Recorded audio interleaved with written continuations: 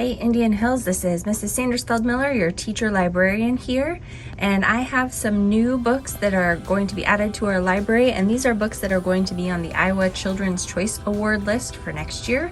And the Children's Choice Award is usually for grades up to 7th grade, so they're great reads, maybe a little bit easier reading level, maybe a little bit shorter of books, but they're still great reads for junior high, good interest level as well. So we'll start off with Sunshine. Sunshine is a book about a boy who lives with his dad after his mom just takes off and kind of leaves them. And he's going to go spend a summer on a remote island in Minnesota with his mom. And he's a little bit nervous because, he's kind of mad at his mom for taking off on him. So he's wondering how this summer's going to go and if they can repair their friendship. A Soft Place to Land is about a girl who has to move out of her beloved family home and move into an apartment. So the family's kind of upset about that, but somebody in her apartment shows her this secret hiding spot. It's kind of like a refuge for them. And so she starts hanging out in that place and writing to a kid who is also having some rough patches in their life, but all of a sudden this other kid stops writing back and she has a feeling that there's something wrong.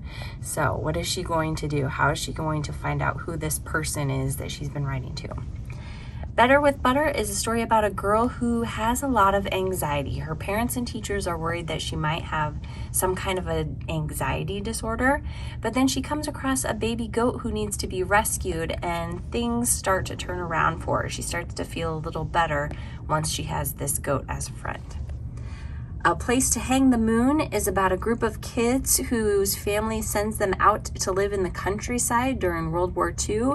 So they lived in London, but the city of London gets bombed a lot during World War II. And so a lot of families sent kids out into the country to live with relatives or friends so that the children were safe from all of the bombings.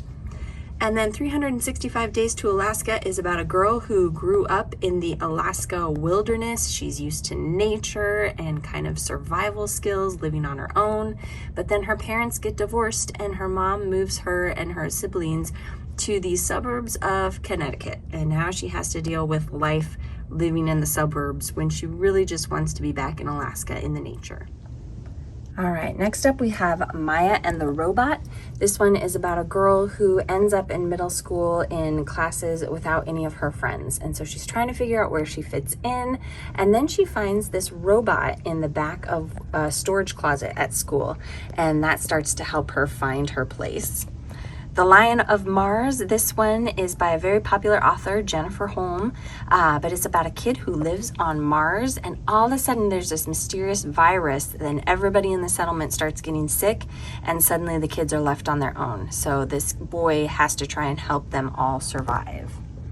The Ambassador of Nowhere, Texas, this one is kind of a sequel or a follow-up to when Zachary Beaver came to town, but I don't think you necessarily have to read that one to understand this one because it's been so long since that book was written.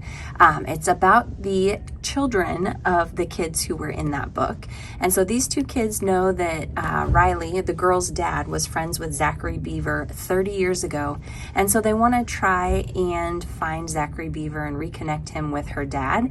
But then also the boy is a new kid in town, and the girl starts to discover some secrets about why him and his mom actually left New York and moved to Texas after September 11th.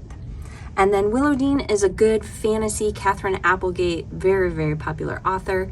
It's a fantasy about creatures, and Willow Dean is a creature who loves the most unlovable creatures, and it has to do with curses and magic. But a lot of times fantasy books are really, really long. This one's a good short one. So each chapter is really, really short. There's a little bit of illustration through it. So a nice, good, short fantasy read.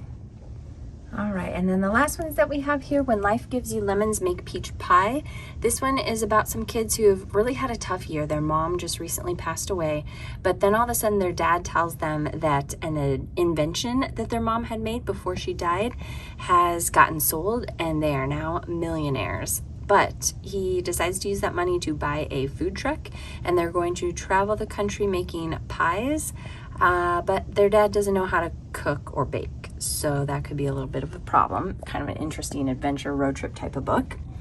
Where We Used to Roam is about a girl whose brother gets injured in a football game. He has a football injury and becomes addicted to opioid painkillers. And she's also noticing that her and her best friend are kind of drifting apart from each other. And so when her parents suggest that her brother's going to go off to rehab, so they suggest that she goes to stay with her grandmother for the summer, she jumps at the chance to kind of get away from her best friend and get some space, but eventually she's going to have to come back to home and face the fact that her brother has an addiction and that her and her best friend are not getting along the way they used to. And then we have Baraka Beats. This one's about a girl who starts up in public school for the first time, and she's really nervous about making friends and fitting in, and so she joins this music club, Baraka Beats. The only problem is that in Islam, music is not allowed. And so she's trying to join this club so that she makes friends and fits in, but then her plan is to quit before her parents find out that she's doing this, because she's not supposed to do this. So it creates lies upon lies upon lies, and she kind of works herself into a little bit of a tough spot. And then Dear Student is about a girl who joined the school newspaper and becomes the advice columnist. And when two of her friends end up on opposite sides of an argument and they both write in for advice to the student newspaper, she has to decide what advice she's going to be and whose side she's going to take. So kind of a tough book about middle school and friendships and dealing with all of that. So if any of these books look good to you, come on into the library to check them out or put them on hold.